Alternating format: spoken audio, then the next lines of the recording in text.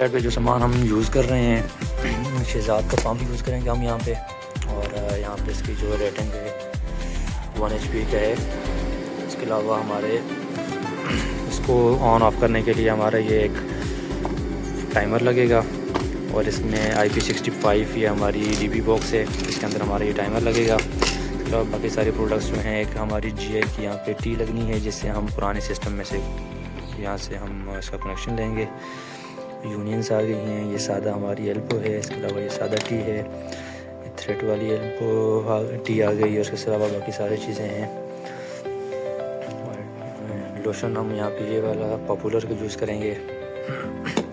Sprinkles हम यहाँ पे 2 किस्म के लेके आए हैं। एक हमारे पास ये हाई लेंथ वाला है, ये भी ट्राई करेंगे हम, इसमें आपको दिखाएंगे। उसके अलावा ये छोटे वाला स्प्रिंकल जो नॉर्मल यूज़ होता है, ये भी यूज़ करेंगे इसमें, और दोनों के फंक्शंस आपको दिखाएंगे हम कि कौन सा सिर्फ काम कर रहा है।